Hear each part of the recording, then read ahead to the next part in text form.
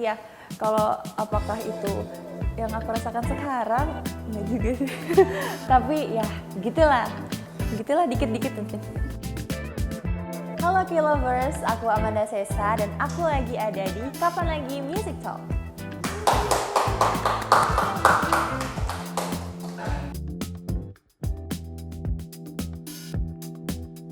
Lagu Don't Play ini lagu comeback aku. Sebenarnya lagu ini aku tulis pas aku lagi hiatus itu. Jadi di tengah-tengah aku hiatus dari entertain, dari musik, aku tuh produksi beberapa lagu. Salah satunya lagu Don't Play ini. Dan ini menceritakan tentang jatuh cinta yang kayak masih awal-awal fase jatuh cinta, dimana kita tuh masih seneng gitu ngelihat orang yang kita sukai, dia kayak masih perfect. Pokoknya kita mengidolakan dia banget kayak gitu. Di dalam lagu Don't Play ini sih kayak gitu sih. Jadi kayak kita masih mengidolakan orang yang kita suka gitu.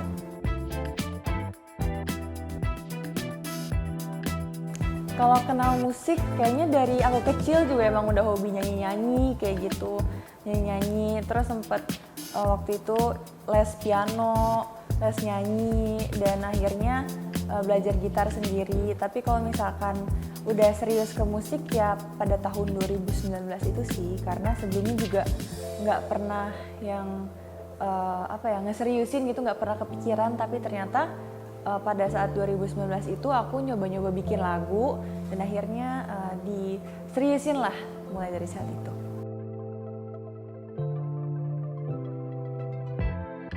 Kalau saat ini sih gimana ya, tapi itu pokoknya lagu ini diciptakan berdasarkan kisah aku itu pasti, karena kan semua yang aku ciptain emang curhatan aku lah kurang lebih, karena inspirasi menulis lagu aku kan dari cerita-cerita sendiri kayak gitu kebanyakan, karena aku pengen ngeluarin emosi yang aku rasain di lagu aku. Tapi ya kalau apakah itu yang aku rasakan sekarang, enggak juga sih. Tapi ya gitulah dikit-dikit mungkin. Respon orang tua dua-duanya juga nge-support banget, dan justru mereka yang memotivasi aku untuk awal bermusik sih, karena kan awalnya tuh aku sebenarnya nggak pede dalam hal apapun gitu.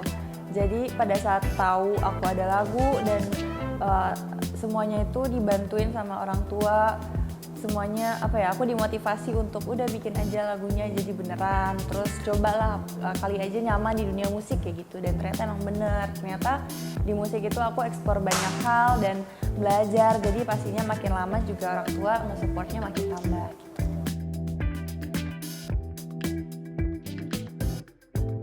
Awal-awalnya mungkin iya, karena kan pada saat itu ya waktu aku terjun juga masih bingung lah kayak gimananya. Tapi ya it's a good thing juga, karena kan dari sebelum aku punya lagu juga mungkin ada beberapa orang yang udah kenal aku, mungkin cuma karena aku anaknya Papi Parto gitu.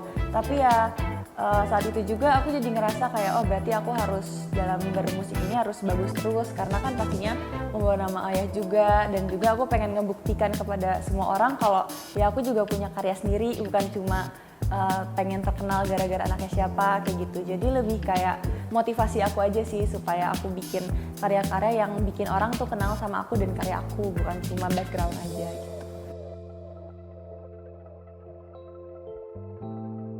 Part favoritnya sebenarnya aku suka refnya sih, karena pada saat aku nulis lagu tuh biasanya aku nulis refnya duluan, karena kalau nulis lagu kan kalau lagu itu biasanya orang tuh terngiang-ngiang dari refnya. Jadi aku mikir pokoknya nada yang pasti bisa earworm yang kita terngiang-ngiang terus. Jadi aku bikin refnya duluan, makanya favorit aku sih refnya.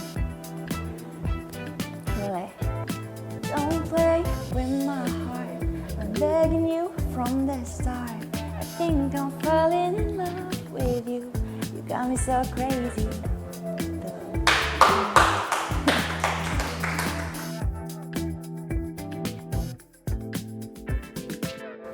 Kalau untuk nulis sendiri biasanya aku inget-inget aja cerita yang aku pernah alamin dan belum sempat aku ungkapin mungkin ya, karena aku tuh bukan tipe yang curhat gitu ke orang. Jadi biasanya aku kalau ada cerita apa gitu aku pendem, terus kayak jadi kepikiran sendiri gitu kan. Nah ketika aku find out kalau aku bisa mencurahkan isi hati aku pakai lagu, akhirnya aku nulis lagu-lagu tuh sesuai dengan pengalaman aku sendiri gitu biasanya sih.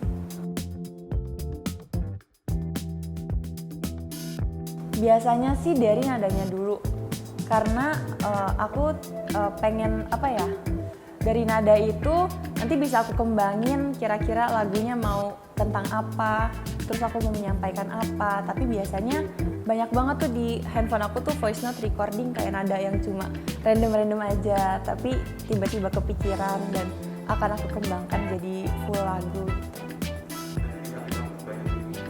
Banyak. Masih banyak, dan kebanyakan tuh juga nggak aku rename gitu loh, jadi random aja, terus aku jadi bingung nih apa ini apa gitu. Aku dengerin satu-satu. Jadi emang butuh, pokoknya kalau ada waktu kosong udah coba kita dengerin satu-satu gitu.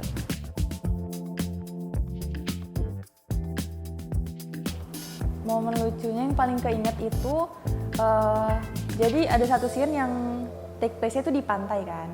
Dan itu pantainya emang lumayan hidden gem gitu loh, jadi nggak banyak orang dan ternyata cara ke pantainya itu juga ekstrim banget.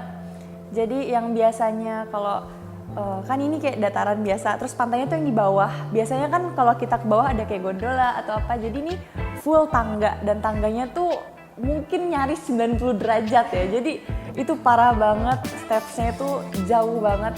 Dan ya udah kita satu tim, banyak juga yang bawa kostum, bawa makeup, bawa macem-macem gitu. Jadi kita harus naik turun si pantai itu. Dan itu lumayan sih, besoknya betisnya pada geter semua. Cuma ya worth it karena view-nya bagus banget. Itu di pantai apa ya, Green Bowl ya, Green Bowl Beach namanya, di Bali.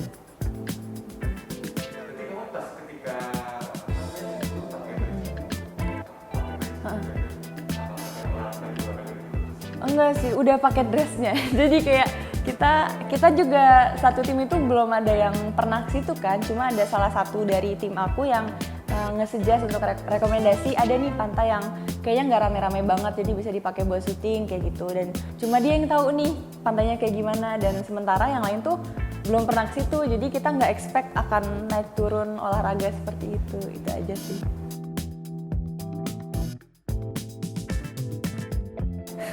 Saking soulmate-nya enggak. Karena apa ya? Karena udah temen deket aja, jadi kayak ya kita juga udah sering kerja bareng, udah kenal, jadi ya gampang lah ngajaknya. Tapi selain itu juga aku tuh pengen nyambungin si music video Don't Play ini sama music video lagu aku yang pertama dan kedua. Jadi lagu aku yang pertama dan kedua itu syutingnya di Bali juga, dan video klipnya modelnya Irzan juga. Dan aku pengen nyambungin aja gitu, kayak ceritanya nyambung sama video yang itu gitu. Jadi to be continued ceritanya mah. Iya, aku kayak ada ide-ide. Contohnya apa ya? Kita nyari referensi bareng-bareng sama si sutradaranya juga. Kita meetingnya referensi mau kayak gimana, terus color-nya kira-kira mau kayak gimana, ceritanya gimana, dan overall temanya dan yang pengen aku sampaikan lewat video klipnya itu gimana, ya kita diskusi bareng-bareng sih.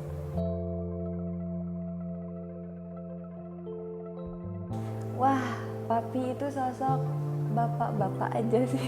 Karena di rumah juga nggak yang ngelawak, tapi ya bapak-bapak aja. Ya sewajarnya. Ya lucu juga kadang-kadang kalau misalkan lagi ngumpul, nggak yang kita lagi sendiri-sendiri terus tiba-tiba ngelucu, kan aneh ya. Jadi ini dia cuma apa ya, yang ngehibur lah, kadang-kadang ngehibur dengan tingkahnya random aja sih di rumah. Random, tapi ya family man banget. Oh banyak sekali, contohnya ya pernah ya waktu itu lagi hobi-hobinya main suling, papi itu. Jadi kayak kalau misalkan pagi-pagi hari libur kan pengennya tidur nyantai gitu, tiba-tiba mendengar suara suling di luar itu kan nyebelin banget, tiba-tiba kayak disaung gitu. Terus atau enggak suka banget, gini, tipe-tipe bapak-bapak yang nggak tahu tuh cara menyampaikan rasa sayangnya gimana, tapi kadang-kadang kalau malam-malam tiba-tiba udah motongin mangga kayak gitu. Jadi ya itu dia menyampaikan rasa sayangnya lewat act of service mungkin ya. Jadi nggak yang ngasih bunga atau I love you gitu, nggak pernah. Cuma kayak tiba-tiba random aja gitu.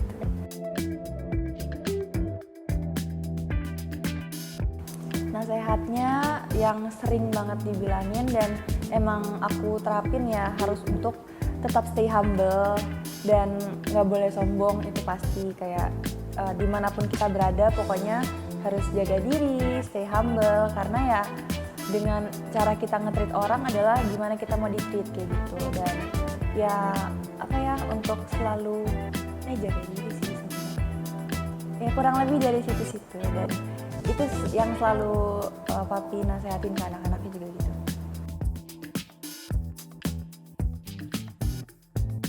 Enggak, karena mungkin apa ya, karena papi kan bukan di dunia musik juga kan, seniornya ya di dunia komedi kayak gitu. Jadi emang walaupun sama-sama entertain tapi ya itu dunia yang berbeda. Jadi mungkin ada kenalan-kenalan papi yang emang aktif di musik juga, tapi ya mungkin ya genrenya beda. Biasanya papi kan dangdut atau gimana-gimana, sementara aku yang lebih masa kini, yang lebih modern pop kayak gitu. Jadi ya papi support musik aku ya mungkin di share-share aja, tapi dihafalin juga enggak kayak karena nggak bisa nyanyi lagu aku, tapi nggak apa, yang penting rajin banget share gitu.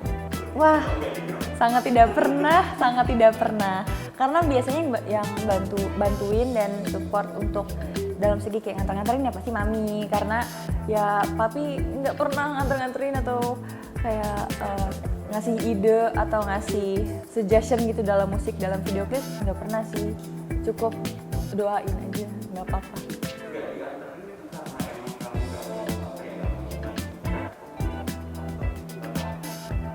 Enggak sih, emang papinya mager aja kayaknya, dan emang sibuk juga kan ada syutingnya sendiri, dan ya udah masing-masing aja, nggak perlu diintilin terus lah kalau sama papi, karena ya sudah bapak-bapak, diam aja.